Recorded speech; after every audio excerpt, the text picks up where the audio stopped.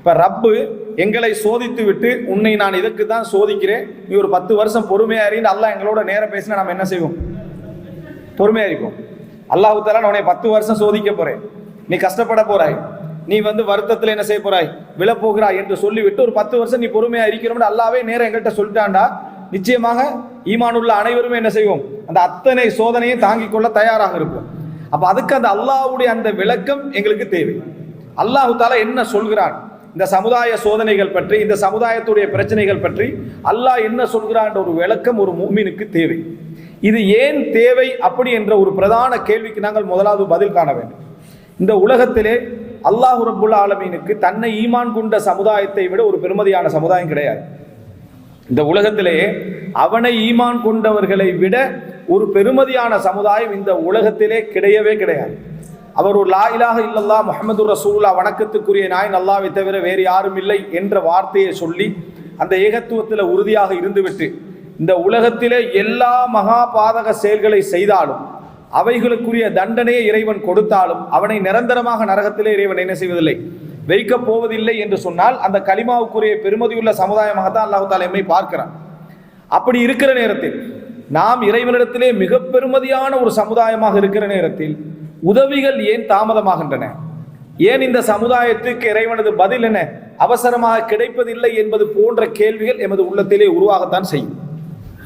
அன்புள்ள சகோதரர்களே, இந்த விஷயத்தில் மட்டுமல்ல, ஒரு தனிப்பட்ட ரீதியான சோதனையாக இருந்தாலும் சரி, சமூக ரீதியான சோதனையாக இருந்தாலும் சரி, குடும்ப ரீதியாக நாம் சந்திக்கக்கூடிய பொருளாதார ரீதியான விஷயங்களாக இருந்தாலும் சரி, ஒரு பதிலை நாம் அடிப்படையாக குர்ஆன் சுன்னாவிலிருந்து புரிந்து கொள்ள வேண்டும். என்ன என்று சொன்னால், இந்த உலகத்தை பொறுத்த வரைக்கும் இறைவனுக்கென ஒரு சுன்னா உண்டு. இறைவனது சுன்னா என்றால் இறைவனது நிர்வாகம் உண்டு, இறைவனுக்கென ஒரு வழிமுறை உண்டு. இந்த உலகம் இறைவனை நிராகரித்தவர்களுக்கும் தான், இறைவனை விரும்புகின்றவர்களுக்கும் தான், இருவருக்கும் சேர்த்து தான் இந்த உலகம். இருவருக்குமே சந்தர்ப்பம் இந்த உலகத்தில் என்ன செய்யப்படும், வழங்கப்படும். அப்படி இருக்கிற சந்தர்ப்பத்தில் இது முழுமையாக மூமின்களுக்கான உலகம் அல்ல, இது முழுமையாக முஸ்லிம்களுக்கான உலகம் அல்ல. முஸ்லிம்கள் இங்கே நிர்வாகிகளாக இருக்கலாம், இங்கே ஆளலாம், மற்றவர்களை அவர்கள் என்னது ஆட்சி செய்யலாம். ஆனால் முழுமையாகவே இஸ்லாமிய ஆட்சி ஒன்று இந்த முழு உலகத்துக்கு அமைந்து விட்டாலும் கூட ஒரு மூமின் இந்த உலகத்திலே முழு நிம்மதி அடைய முடியாது. முழுமையாகவே நாம் விரும்பக்கூடிய ஒரு முழுமையான ஒரு நிம்மதியான ஒரு ஆட்சியை இந்த சமுதாயம் சந்தித்து விட்டாலும் கூட முழு நிம்மதியை ஒரு முஸ்லீம் என்ன செய்ய முடியாது, இந்த உலகத்திலே அடைய முடியாத காரணம் இறை நிராகரிப்பாளர்களுக்கும் மூமின்களுக்கும் சேர்த்து தான் இந்த உலகம் என்ன செய்கிறது, வழங்கப்பட்டிருக்கிறது. அப்படி இருக்கிற நேரத்தில் அல்லாஹ்வுடைய நிர்வாகம் எல்லோருக்கும் சேர்ந்ததாக இருக்கும். அல்லாஹ் ரப்புல் ஆலமீன் இங்கே இறை நிராகரிப்பாளர்களுக்கும் அநியாயக்காரர்களுக்கும் நான் சந்தர்ப்பம் வழங்குவேன் என்று சொல்றாங்க. என்ன காரணம் அப்படி என்று சொன்னால், நாளை மறுமையில எனக்கு நீ அவகாசம் தரவில்லை, சந்தர்ப்பம் தரவில்லை, நேரம் தரவில்லை, ஆயுள் தரவில்லை, நம்ம என்ன செய்யக்கூடாது, சொல்லக்கூடாது என்பதற்காக அவனுக்கு நான் சந்தர்ப்பங்களை எல்லாம் என்ன செய்வேன், வழங்குவேன். ஆட்சியெல்லாம் நான் அவனுக்கு என்ன செய்வேன், நான் கொடுப்பேன். இந்த உலகத்திலே அவனுடைய எல்லா விதமான ஆடம்பரத்தையும் டாம்பிகத்தையும் செய்யக்கூடிய சந்தர்ப்பத்தை நான் என்ன செய்வேன், வழங்குவேன் என்று அல்லாஹ் தஆலா சொல்றான். இது அல்லாஹு தஆலா அதையும் கொடுத்து கொண்டு மூமின்களுக்கு ரஹ்மத்தும் செய்ய வேண்டும் என்கின்ற நிலையில் நீங்க நினைத்து பார்த்தீர்கள் என்று சொன்னால் அல்லாஹ்வுடைய நிர்வாகம் இதை ஒட்டி தான் என்ன செய்யும், போய்கொண்டிருக்கும். எல்லோருக்குரிய சந்தர்ப்பத்தை அல்லாஹு தஆலா கொடுப்பான். ஆனால் எல்லோரும் இந்த உலகத்திலே வாழக்கூடிய அனுபவிக்கக்கூடிய சந்தர்ப்பத்தை அல்லாஹ் தஆலா கொடுத்து கொண்டிருப்பான். இப்படி இருக்கிற நேரத்தில் ஒரு அநியாயக்காரனுக்கு அல்லாஹ் சந்தர்ப்பமும் கொடுக்கணும், ஆயுளும் கொடுக்கணும், அவனுக்கு வாழ்க்கையும் கொடுக்கணும், அவனுக்கு சுதந்திரமும் கொடுக்கணும். மூமினே என்ன செய்யணும், காப்பாற்ற வேண்டும், அவனை உயர்த்த வேண்டும் என்கிற நேரத்தில் அல்லாஹ் ரப்புல் ஆலமீன் அவனுக்குரிய சந்தர்ப்பத்தை தான் அதிகமாக என்ன செய்யறான், கொடுக்கிறான். யாருடைய, இறை நிராகரிப்பாளன், தன்னை நிராகரிக்கக்கூடியவனுக்கு. மூமின் தன் பக்கம் உள்ளவன் என்பதனால அவனிடத்திலிருந்து அல்லாஹ் தஆலா எதிர்பார்க்கிறது, நீ கொஞ்சம் என்ன செய், பொறுமையாக, நீ கொஞ்சம் என்ன செய், பொறுமையாக. குர்ஆன்ல நீங்க பார்க்கலாம், இந்த ரெண்டையும் அல்லாஹ் தஆலா அடிக்கடி சொல்வான். ஒன்று பொறுமையாக இருப்பதையும், இரண்டாவது இறுதி முடிவு மூமின்களுக்கு தான் என்பதை. வல் ஆகிபத்துலில் முத்தகீன் வல் ஆகிபத்துலித் தக்வா, இதை நம்ம அடிக்கடி கேட்போம். அல்லாஹ் தஆலா சொல்வது ரெண்டு தான்.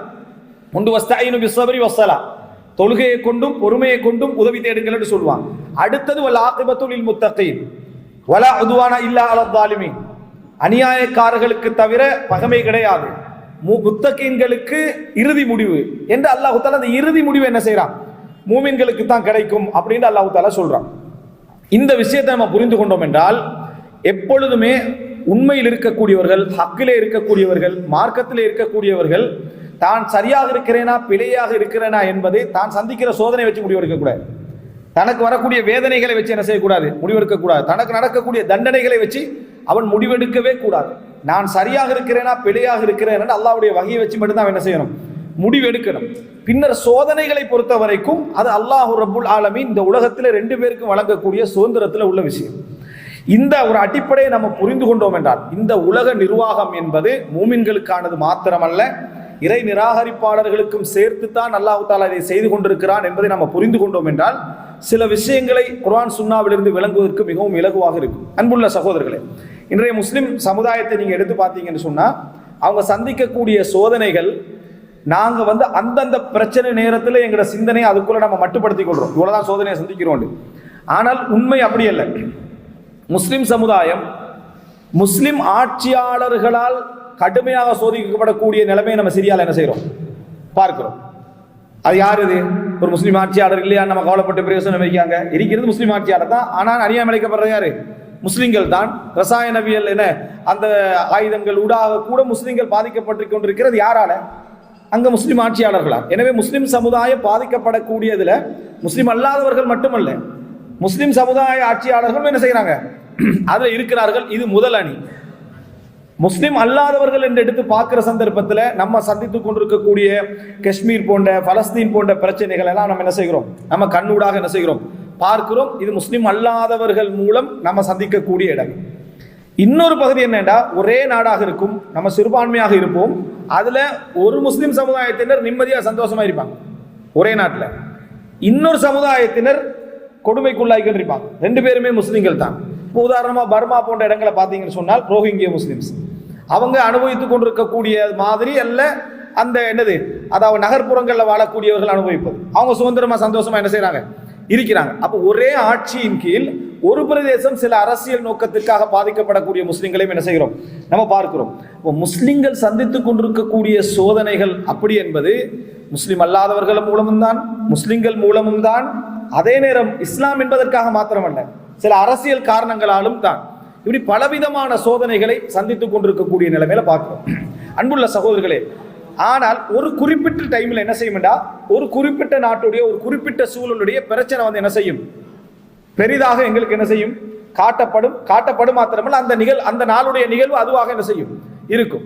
அப்ப நீங்க முஸ்லிம்களுடைய பேச்சுக்களை எல்லாம் நீங்க பாருங்க, ஸ்பீச் எல்லாம் எப்படி இருக்குமெண்டா, அது மட்டும்தான் பிரச்சனை, மற்ற எதுவுமே என்ன பிரச்சனை இல்லை என்ற அடிப்படையிலையும் அங்க உள்ளவங்க தான் என்னது கஷ்டப்படுறாங்க, வெளி உலகத்தில் அவங்களுக்கு வந்த கஷ்டம் இல்லை என்ற அடிப்படையில பேச்சை நீங்க என்ன செய்யலாம், பார்க்கலாம். இதுவே நாங்க பிரச்சனையை சரியாக என்ன செய்யல, அடையாளம் காணவில்லை என்பதற்கான ஒரு ஆதாரம் என்பதை புரிந்து கொள்ள வேண்டும். அன்புள்ள சகோதரர், இஸ்லாத்தை பொறுத்த வரைக்கும் இடங்களுக்கு புனிதம் இருக்கலாம், ஆனா ஒரு முஸ்லிமுடைய உயிரை பொறுத்த வரைக்கும் அது எந்த பூமியில் கொல்லப்பட்டாலும் ஒரே சமம் தான். ஒரு முஸ்லிமுடைய உயிர் எங்கு கொல்லப்பட்டாலும் சரி, அது இந்தியாவிலாக இருக்கலாம், இலங்கையிலாக இருக்கலாம், பலஸ்தீனிலாக இருக்கலாம், சிரியாவிலாக இருக்கலாம், ஒரு முஸ்லிமுடைய உயிர் அது கொல்லப்படுகிற நேரத்தில் எல்லா புனித பூமியில கொல்லப்பட்டவனுக்கு அதே புனிதத்துவம் தான், மற்ற இடத்துல கொல்லப்பட்டவங்களுக்கு அதே என்ன புனிதத்துவம். அதுல வித்தியாசம் என்ன, எங்களுக்கு எங்கேயுமே குர்ஆனும் சுன்னாவும் சொல்லல. இதுலயே நம்ம வித்தியாசப்படுத்துறோம்டா, பிரச்சனையை பேசக்கூடிய நாம் பிரச்சனையை சரியாக புரிந்து கொள்ளாது விட்டால் அது 2 மடங்காகிறதுக்கு முதல் காரணமா யார் அமைவோம், நாங்களே என்ன செஞ்சிருவோம், அமைந்து விடுவோம். ஒரு முஸ்லிமுடைய உயிரை பொறுத்த வரைக்கும் ரசூலுல்லாஹி ஸல்லல்லாஹு அலைஹி வஸல்லம் மக்கால வச்சு என்ன சொன்னாங்க, புனிதமானது இந்த நாள் போல, இந்த இடம் போல, இந்த மாதம் போல புனிதமானது. அப்ப ரசூலுல்லாஹ் சொன்ன இடம் புனிதமான இடம், ஆனா சொன்ன உயிர் எல்லா உலகத்துல எங்க இருந்தாலும் என்ன அது புனிதமானதுதான் என்று ரசூலுல்லாஹி ஸல்லல்லாஹு அலைஹி வஸல்லம் என்ன செய்றாங்க, சொல்லுவதை நம்ம பார்க்கிறோம். எனவே எந்த முஸ்லிம் சமுதாயத்துடைய பிரச்சனைகளாக இருந்தாலும் சரி, அந்த பிரச்சனையை பார்க்கிற சந்தர்ப்பத்தில் இஸ்லாம் முஸ்லிம் சமூகம் சந்திக்கக்கூடிய பிரச்சனை என்றுதான் பார்க்க வேண்டும் தவிர, இந்த பிரச்சனையை விட அந்த பிரச்சனை கொஞ்சம் என்னது பவரானது, அந்த பிரச்சனையை விட இந்த பிரச்சனை கொஞ்சம் பவரானது என்கின்ற அடிப்படையில் நம்ம என்ன செய்யக்கூடாது, அணுகவே கூடாது என்பதையும் நம்ம அடிப்படையாக புரிந்து கொள்ள வேண்டும். அன்புள்ள சகோதரர்களே, இந்த நாம் சந்தித்துக் கொண்டிருக்கக்கூடிய இந்த சிக்கல்கள் பிரச்சனைகள் என்கிற நேரத்தில் உள்ளத்திலே வரக்கூடிய இந்த நிறைய கேள்விகளுக்கு குர்ஆன் அல்லாஹ் தஆலா எங்களுக்கு என்ன ஆறுதல் சொல்லுகிறான், என்ன வழிகாட்டல்கள் என்ன செய்கிறான், எங்களுடைய கேள்விகளுக்கு பதில் சொல்லுகிறான் என்பதற்கான சில விஷயங்களை நாம் புரிந்து கொள்ள வேண்டும்.